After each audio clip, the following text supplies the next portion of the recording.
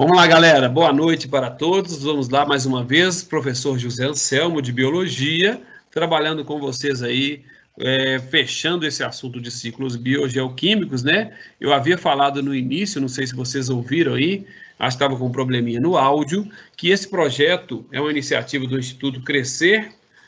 O projeto Crescer Enem, idealizado aí pelo professor Ivan Pontello, né? Com o apoio total do Instituto Crescer, para a gente tentar levar um pouco mais de conteúdo aí para todas as pessoas que estão nesse momento de pandemia, isoladas, sem ter as suas aulas presenciais e precisam aí revisar conteúdos, estudar um pouco mais para o Enem. Então, esse projeto é uma iniciativa voluntária, estamos aqui, né, com os braços abertos, com o coração aberto para acolher as dúvidas de vocês e colocar um pouquinho do nosso conhecimento, né, a favor, né, dos seus estudos, para aumentar o seu conhecimento, para favorecer aí durante as provas do Enem, beleza? Só um minutinho, vou tirar essa tela aqui, só para dizer algumas coisinhas para vocês, que eu já tinha começado a falar, porém, estava com o áudio aqui mutado, né? Eu esqueci de ativar o microfone.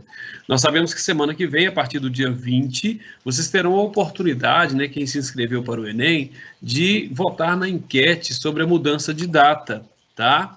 Muito cuidado, pense bastante aí na hora que você for marcar, né? E pense não só em você, mas em todos os estudantes que estão sem aula, todos aqueles estudantes que não têm oportunidade de ter um acesso remoto de qualidade, materiais de qualidade para estudar, né? Vocês terão 3 datas aí para escolher, uma ainda em dezembro, outra em janeiro e outra em maio, né? Então pense bem aí na hora de você colocar a sua opinião, né? Fazer a sua opção pela nova data do Enem, beleza? Compartilhando a tela aqui, só um minutinho, voltando aqui nos slides novamente. E vamos lá, né, para que a gente possa dar continuidade ao nosso conteúdo sobre ciclos biogeoquímicos. Eu vou passar alguns slides aqui que nós já vimos e vou começar lá onde nós paramos, tá? Que foi o ciclo do oxigênio. Nós falamos sobre o ciclo do carbono. Então, eu vou aproveitar esse slide aqui só para retomar mais uma vez esse conteúdo com vocês de forma bem rápida, tá? O carbono, nós já falamos que ele é essencial, né, aos seres vivos, na síntese de matéria orgânica, carboidratos, proteínas, ácidos nucleicos e lipídios. O carbono sempre está presente na matéria orgânica, tá bom? É aquela regra do Chomps, né? Que a gente já estudou e já falamos disso em aulas passadas. Um detalhe muito interessante, quando eu falei do ciclo do carbono, o Enem e outros vestibulares, eles se preocupam muito, sim, em te apontar ou te perguntar essa transição que vai ocorrer entre o carbono inorgânico e ele na sua forma ou nas suas reações de forma orgânica. Quando é que ele está na forma inorgânica? Nesse caso, quando ele está na atmosfera, na condição de dióxido de carbono, CO2 ou monóxido de carbono, ele vai estar ali na atmosfera, não é isso? Esse carbono ele vai ser retirado da atmosfera através dos vegetais, né? Ou daquelas bactérias que são fotossintetizantes, das algas que são fotossintetizantes, para utilizar esse elemento no processo chamado fotossíntese. Então, o que a gente vai ter ali? A retirada desse carbono da atmosfera para que esse processo chamado fotossíntese aconteça e esses vegetais sintetizem a matéria orgânica, não é isso? Então, a gente viu que essa matéria orgânica ela vai ficar incorporada a esses seres vivos, ela pode servir para o seu metabolismo energético através da respiração celular, ou ela pode fazer parte da sua biomassa, né, constituindo aí o crescimento desses vegetais ou desses organismos, beleza? E como que ele volta para a atmosfera? Nós falávamos na aula passada que o Enem ele se preocupa muito com isso, como esse ciclo acontece, quando ele é retirado, quando ele volta, em que momento ele vai estar na sua forma inorgânica e em que momento ele vai estar na forma orgânica, beleza? Então ele volta para a atmosfera aqui, nesse slide você vai acompanhar muito bem, de 3 formas, né? através da respiração celular. O produto da respiração celular é gás carbônico e água, não é isso que nós vimos? E energia para os seres vivos. Então, ele volta através da respiração. Se você colocar a mão na frente da sua boca, você vai ver vapor de água saindo, e ali também está saindo gás carbônico, beleza? Através da combustão, aí eu citei para vocês, nós falávamos na última aula, principalmente a queima aí dos combustíveis fósseis, né, que tem sido um problema gigantesco em todo o mundo, com liberação desse gás, e esse gás ele aumenta, né, a temperatura da atmosfera, provocando o quê? Um aumento aí do efeito estufa, não é isso que nós falamos na aula passada? E também ele volta para a atmosfera através da decomposição. Ou seja, a matéria orgânica que é decomposta vão liberar ali vários outros elementos, e dentre esses elementos o CO2. Então, esse é o ciclo do carbono. Ele não para por aqui, não. Daqui a pouco nós vamos falar um pouco sobre ele também, né, complementar ao ciclo do oxigênio. Aí vamos lá, passando o slide, galera, nós falamos também, resolvemos uma questão, falamos sobre o efeito estufa e a participação do carbono nele. Aí nós falamos um pouquinho sobre o protocolo de Kyoto, né? Como que foi importante esse movimento dentro dessas conferências, e uma delas falava muito da emissão de CO2, países que fizeram tratados sobre a redução, né, na emissão de CO2 para a atmosfera. Um detalhe muito interessante, tá, pessoal? Muito desse CO2 a gente atribui sempre a atividades industriais, mas mesmo os países que são pouco industrializados, mas têm, né, na sua matriz energética a queima de combustíveis fósseis como uma grande massa aí, ele tem uma emissão de CO2 muito grande na atmosfera, beleza? Falamos das queimadas, do desmatamento de áreas florestais e como que ela é importante, inclusive também para o ciclo da água, beleza? Nós falamos sobre isso. Então vamos lá. Passando esse slide, que nós já vimos ele na aula passada, eu vou mostrar para vocês aqui. Ah, detalhe, nós não fizemos esse exercício. Aliás, fizemos, né? Vamos passar, mas vamos fazer ele de novo, porque tem gente nova aqui na área, gente que não participou da aula passada. Olha só. O ciclo biogeoquímico do carbono compreende diversos compartimentos, entre os quais a Terra, a atmosfera e os oceanos, e diversos processos que permitem a transferência de compostos entre esses reservatórios. Os estoques de carbono armazenados na forma de recursos não renováveis, por exemplo, o petróleo, são limitados, sendo de grande relevância que se perceba a importância da substituição de combustíveis fósseis por combustíveis de fontes renováveis, beleza?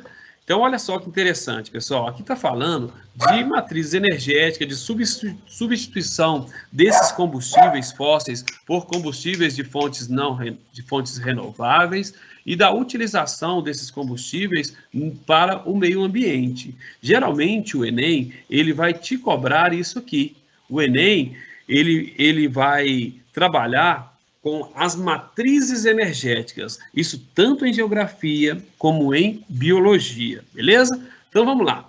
A utilização de combustíveis fósseis interfere no ciclo do carbono, pois provoca, letra A, aumento da porcentagem de carbono contido na Terra, letra B, redução na taxa de fotossíntese dos vegetais superiores, letra C, aumento da produção de carboidratos de origem vegetal. Letra D, aumento na quantidade de carbono presente na atmosfera. E letra E, redução da quantidade global de carbono armazenado nos oceanos. Então vamos lá, 30 segundinhos para vocês pensarem aí, tá bom? A utilização de combustíveis fósseis interfere no ciclo do carbono, pois provoca... Vamos lá.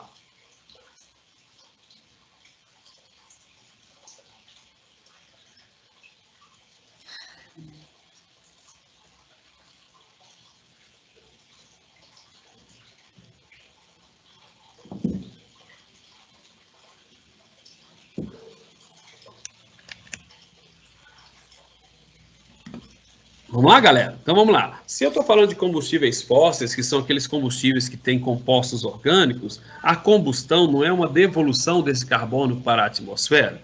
Então, a utilização de combustíveis fósseis, ela vai interferir no ciclo do carbono, porque ela vai provocar o quê? Uma quantidade maior ou um aumento na quantidade de carbono na atmosfera. Questão muito fácil essa aí, não é? É uma questão do Enem, tá? E uma questão, teoricamente, muito fácil. Beleza? Tranquilo? Então, vamos lá, hein? Agora a gente vai passar adiante e vamos falar do ciclo do oxigênio. Nós falamos do ciclo do carbono, falamos do ciclo da água, falamos do ciclo do nitrogênio e agora a gente fala do ciclo do oxigênio. Essa parte eu sei que quase ninguém vai lembrar, que o oxigênio ele tem um papel fundamental no processo do metabolismo celular, da respiração celular. Alguém lembra disso? Alguém tem dúvida disso? Fala assim, professor, eu não lembro nada sobre respiração celular, é uma coisa muito difícil, eu só lembro da mitocôndria, só lembro do ATP. Nós vamos ter aula sobre respiração celular, sobre metabolismo energético, beleza? Mas então, vamos lá. Quando eu falo que o oxigênio ele é o receptor final de hidrogênios na respiração celular, quer dizer que ele entra na última fase da respiração. Então, só para vocês terem uma ideia, ele é fundamental para que o nosso organismo produza energia. Então, a oxidação completa da glicose ou a oxidação completa dos compostos orgânicos que nós nos alimentamos deles, né? Aquele pão que você come, né? Aquele biscoito, aquele carboidrato, aquele lipídio, aquela proteína, né? Aquilo tudo vai gerar energia para você e o ciclo só vai ser completo da respiração celular se tiver oxigênio lá.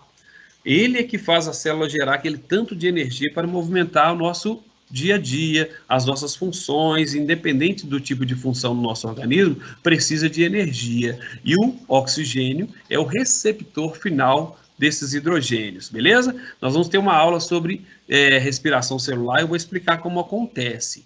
Aqui no ciclo do oxigênio, eu preciso que vocês entendam duas coisas. Como que esse oxigênio vai ser utilizado e de onde ele vem.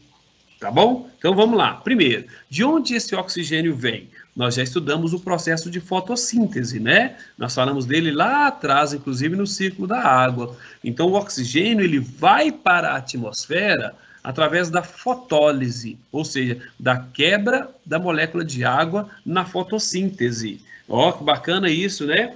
Agora um detalhe interessante, abrindo um parêntese, tá, pessoal? O oxigênio que nós respiramos, ele não vem da quebra do gás carbônico, como muita gente pensa. Ah, a árvore retirou o gás carbônico da atmosfera e ela quebrou esse carbono para fazer glicose e o oxigênio voltou para a atmosfera. Não, não, tá? O oxigênio que nós respiramos, o oxigênio que está na atmosfera, ele veio da quebra da molécula de água, beleza? Tranquilo? Nós chamamos isso de fotólise. É uma quebra que acontece na presença dos fótons de luz, tá? Popularmente conhecida como fase clara da fotossíntese. Nós vamos falar sobre fotossíntese também. Estão vendo que tem dois processos aí que são complementares, que nós falamos até agora? Respiração celular, onde eu utilizo esse oxigênio, e fotossíntese, onde é, teoricamente, criado, né? Onde tem a origem desse oxigênio, tá? Então, aí embaixo tem os dois processos, respiração celular e fotossíntese. Não precisa se preocupar com esses processos nesse momento, tá bom? Nós vamos deixar para um futuro bem próximo aí que a gente vai estudar sobre isso. Vamos entender esse processo todo. Olha só, eu tenho sempre complementar, como eu disse para vocês, o processo da respiração celular e da fotossíntese. Olha que interessante, pessoal. As questões do Enem e as questões de outros vestibulares, geralmente elas te cobram esse processo. Ela te cobra a complementaridade desse processo. Então, ó, oxigênio na atmosfera, ele é retirado pela nossa inspiração. Ele vai servir de reagente, né, na respiração celular. E eu vou liberar gás carbônico. Esse gás carbônico vai servir para a fotossíntese e depois vai ser liberado o oxigênio. E esse ciclo, oxigênio, gás carbônico, ele vai se complementando, fotossíntese e respiração celular. Então, eu preciso sempre ficar atento a isso. Inclusive, eu trouxe um exercício aqui para a gente fazer, que aí a gente consegue contextualizar, tá? Depois eu vou no exercício, porque eu pulei o slide aqui, eu coloquei o exercício lá no final, para a gente fechar o ciclo. Todo mundo está compreendendo isso aqui? Deixa eu ver se tem alguma pergunta aqui, né? Já no nosso chat aqui. Se você tiver alguma dúvida, galera, você pode perguntar, e as suas perguntas eu vou respondendo à medida que a gente vai avançando nos nossos slides, beleza? Então, olha só, parece que todo mundo está compreendendo, né? O ciclo do carbono, o ciclo do oxigênio, beleza? Ninguém tem dúvida nenhuma, não, né? Esses ciclos são mais tranquilos, vocês perceberam? O mais confuso até agora que nós estudamos foi o ciclo do nitrogênio, por isso que eu voltei nele, né? E sempre em nossas aulas eu estou fazendo exercícios, estou fazendo atividades para que a gente sempre volte no ciclo do nitrogênio, que ele é um dos mais importantes, não só pela complexidade, por envolver outros organismos, né, bactérias ali, mas também por ser muito cobrado em provas do Enem e de outros vestibulares, tá bom? Vamos voltar lá para o nosso slide, então.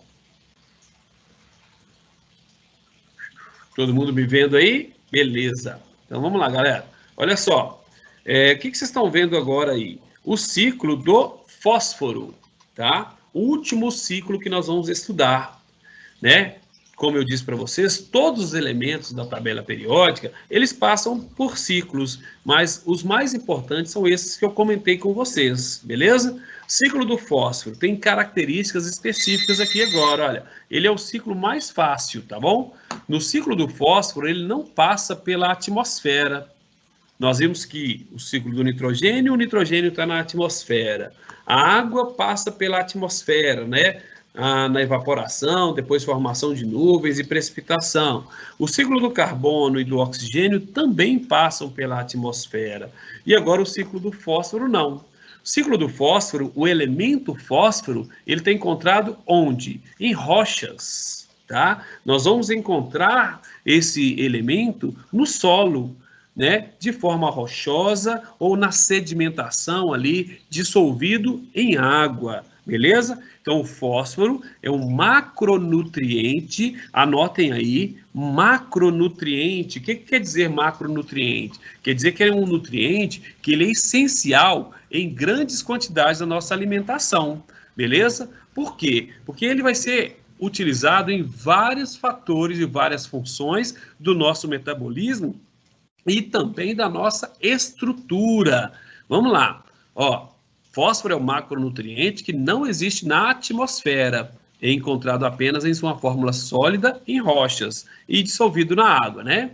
É importante para os seres vivos, porque o fósforo, né, através da reação com o oxigênio, vai formar quem? Os íons fosfatos.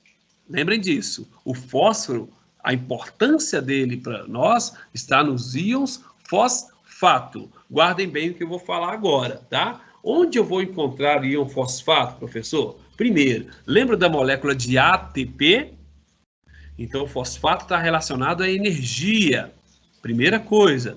Lembram-se da membrana plasmática, que ela é fosfolipoproteica? Então, a camada que tem afinidade com a água, ela é formada pelos íons fosfatos, né? A polarização da membrana se dá através também desses íons fosfatos, né? Então, eu tenho agora, olha só, o fósforo, o íon fosfato na molécula energética do ATP, na membrana plasmática, e eu tenho no nosso material genético. Vocês estão lembrados que a base nitrogenada, junto com o açúcar, junto com um grupo fosfato, que formam um nucleotídeo, tanto de DNA como RNA, então eu tenho quem? O fósforo ligado aí agora na forma de íon fosfato, beleza? Por isso coloquei esse último trecho aí, olha. O ciclo do fósforo é importante, pois influencia no crescimento e sobrevivência dos seres vivos, energia, estrutura,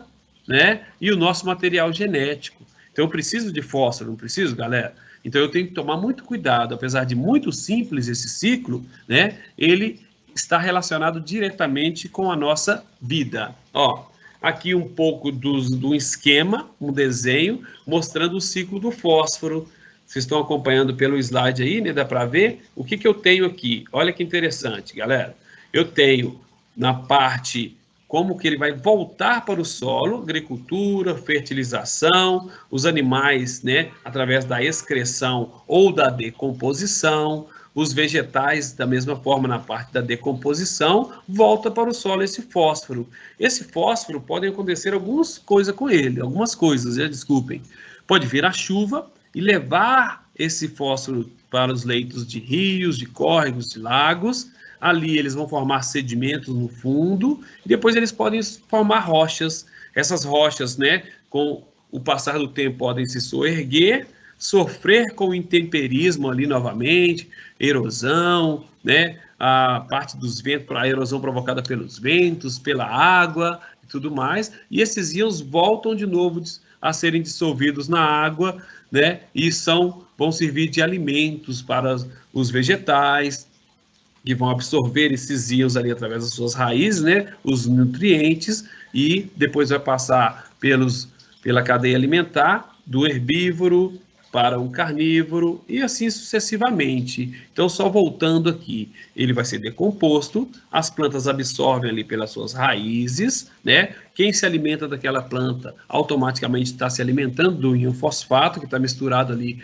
com os nutrientes, ou no ambiente aquático, eu tenho lá os animais que se alimentam uns dos outros e vão ciclando esse elemento até chegar até nós, e vai acontecer a decomposição, fechando esse ciclo, beleza? Tem duas particularidades que a gente precisa entender sobre o ciclo do fósforo. Olha só.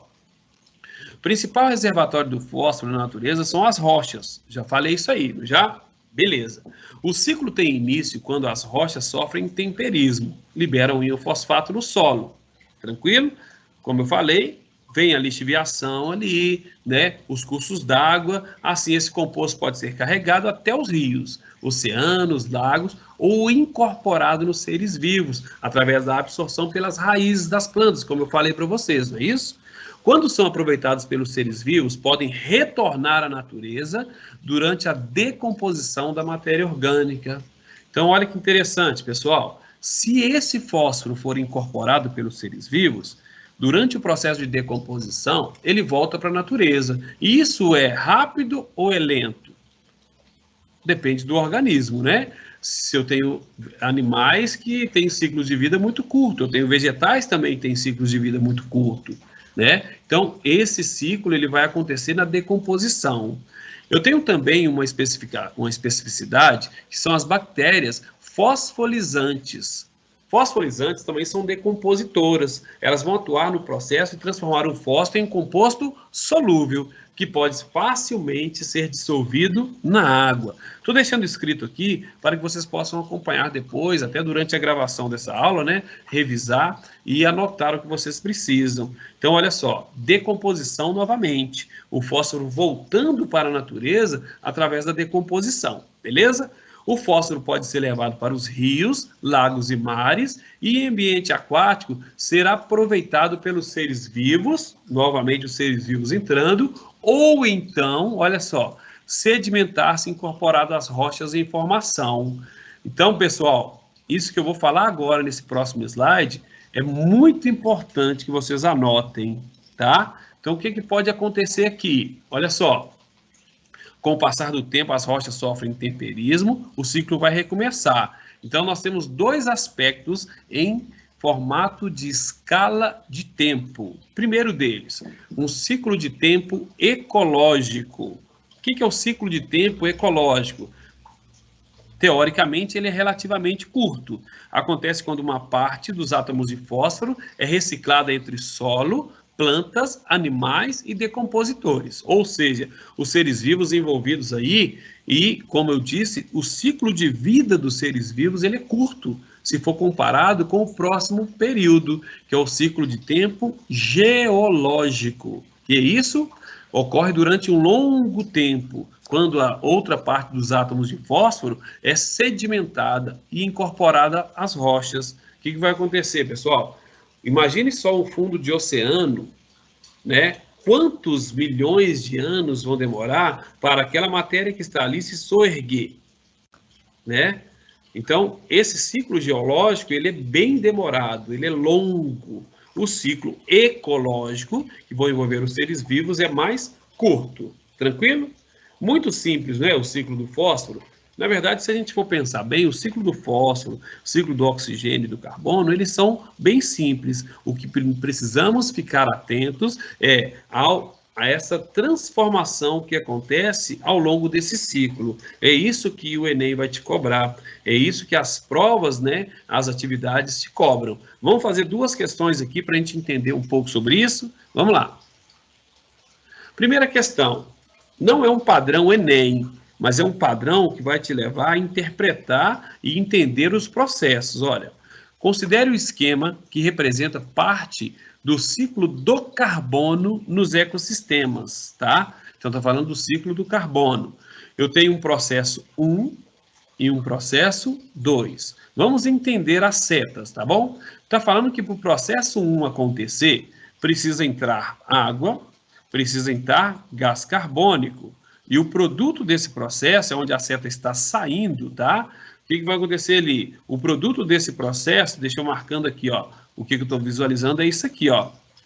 Oxigênio e compostos orgânicos ali, um exemplo é a glicose. Isso é no processo 1. Então, entra gás carbônico, entra água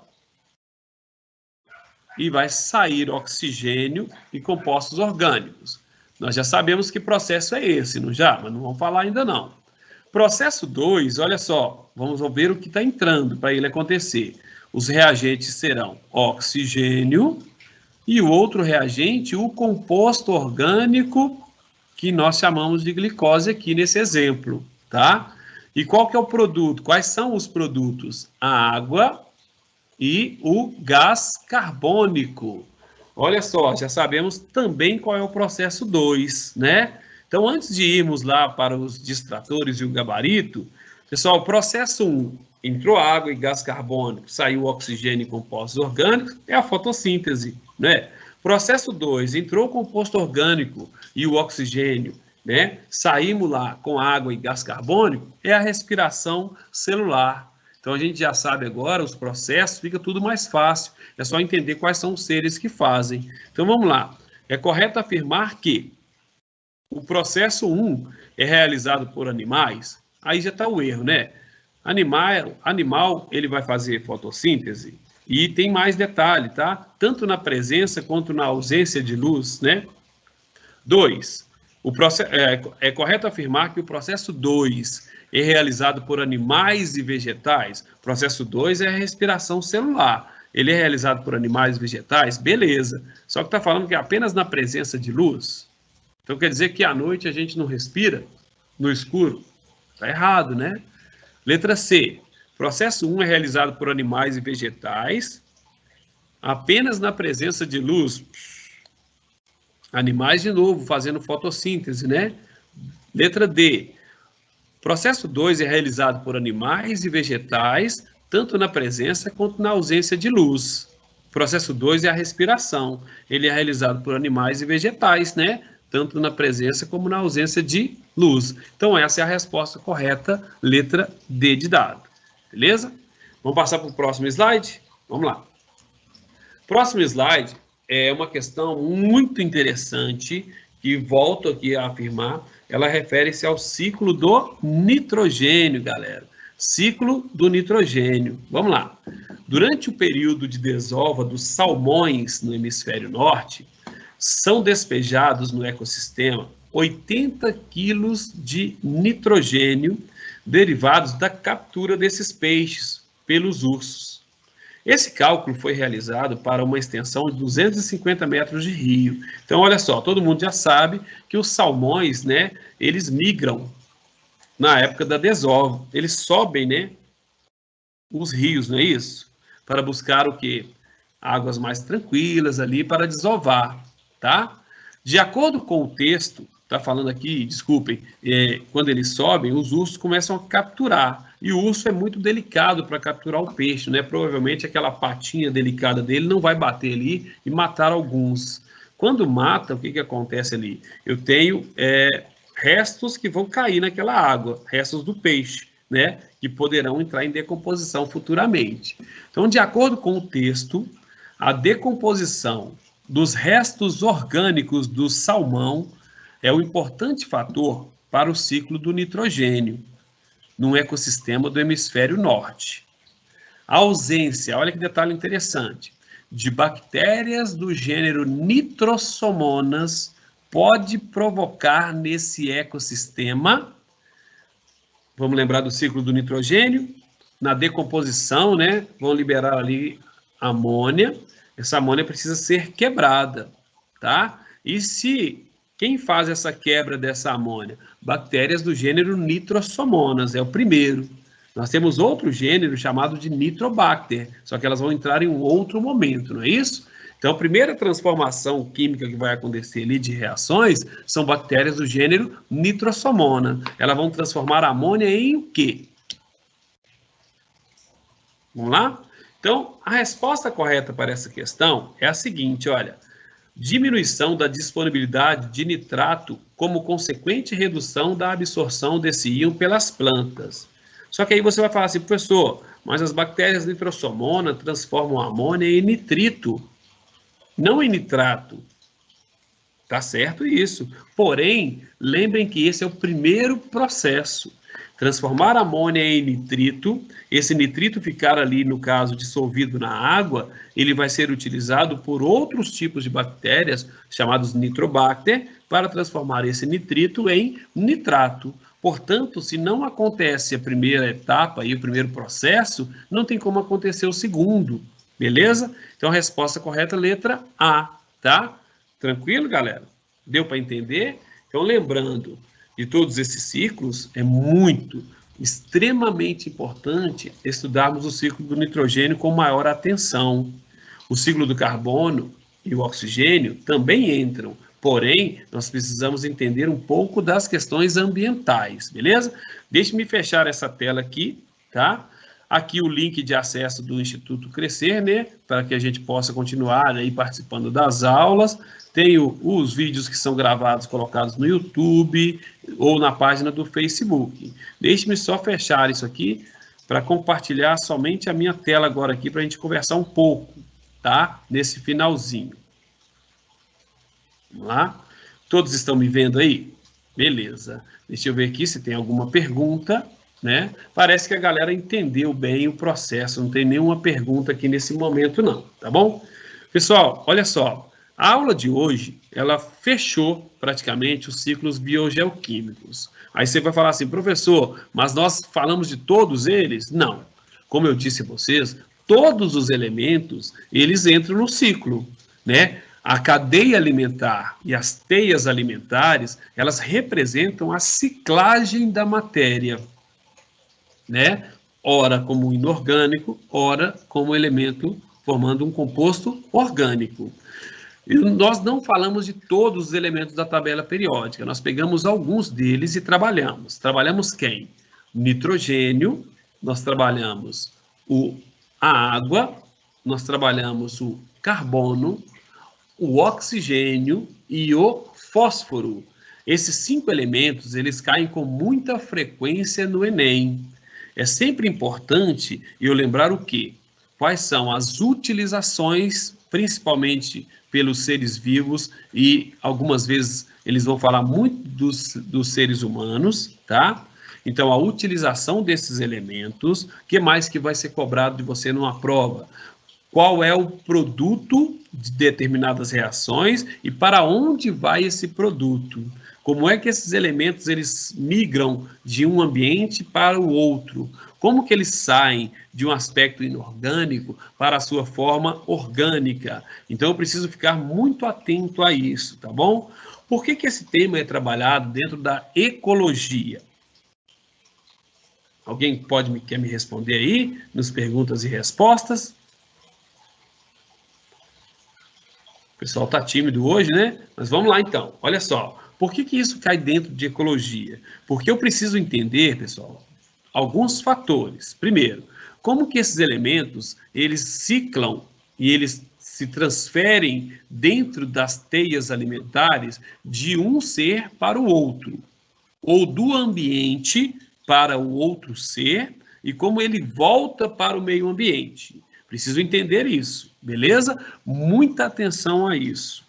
Segundo, qual é o papel do homem nos ciclos biogeoquímicos? Qual é a interferência humana, né, nessa questão aí? Eles vão falar isso de coisas antrópicas, né? A interferência do homem no meio ambiente gera algum prejuízo aos ciclos biogeoquímicos? Ou potencializa, diminui, aumenta a questão dos ciclos biogeoquímicos? Preciso ficar muito atento a isso, porque o Enem pode te cobrar alguns fatores que aceleram, por exemplo, a transição do carbono, alguns fatores que vão potencializar ou diminuir o ciclo do nitrogênio, e eu tenho que ficar atento a isso. Então, nós falamos alguns deles, preste atenção. Quando a gente falou do ciclo do nitrogênio, vocês se lembram que eu falei das queimadas, como que elas interferem, impermeabilizando o solo, mas não só fazendo isso, né? Matando, eliminando as bactérias que poderiam estar fazendo a biofixação do nitrogênio. Então, isso é um fator. Desmatamento no ciclo da água, nós falamos, as queimadas, né, com relação ao efeito estufa e ao aquecimento solar, aquecimento da Terra, desculpem, né? Então, olha que interessante, eu preciso entender essas relações. Eu não preciso decorar o ciclo em si, mas eu preciso entender qual é o impacto que esse ciclo provoca no meio ambiente. Isso eu tenho que ficar atento, tá bom, pessoal? Quero que vocês prestem muita atenção nisso, né? Se vocês ficaram um pouco confusos, assistam novamente a essa aula, ela vai ficar gravada lá no portal, né? E naquele link que vocês acessaram a aula, também te dá acesso a outras aulas, beleza? Novidades, acho que o Ivan deve comentar com vocês na aula de quinta-feira, né? Nós vamos ter, a partir talvez da semana que vem, já aulas também de história, né? E a gente está só ampliando aí a oferta de aulas, de lives aí para vocês, tá? O Ivan tem trabalhado nisso, o Instituto Crescer está sempre aberto aí a novas sugestões que vocês possam colaborar. A nossa intenção, na verdade, é promover, né, um processo de aprendizagem mais significativa para vocês. Lembrando que nossas aulas não são aulas de aprendizado somente, né? Porque senão a gente demoraria muito tempo para falar de um assunto pequeno. É uma aula de revisão. Então, supõe-se que você já entenda um pouco sobre esses assuntos, tá? Mesmo que você seja, professor, eu não lembro de mais nada, tá? Eu estou cru nessa aula aí, eu não lembro, nunca tive essa aula. Coloque a sua pergunta aí no Perguntas e Respostas no chat, ou no chat, né? A gente vai respondendo na medida do possível e a gente vai interagindo, beleza? Tranquilo? No mais, galera, eu queria agradecer a presença de vocês, a paciência de vocês aí comigo, né? Participem das outras aulas dos outros professores também, na segunda, na terça, na quarta, na quinta e na sexta, né? E vamos lá nos preparando aí para os desafios, né, que a educação nos propõe.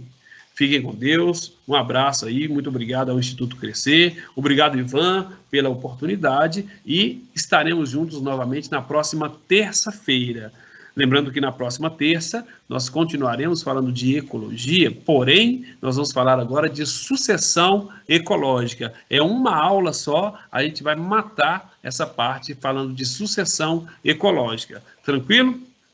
Fiquem com Deus, um abraço enorme de José Anselmo e até a próxima terça-feira. Um abraço!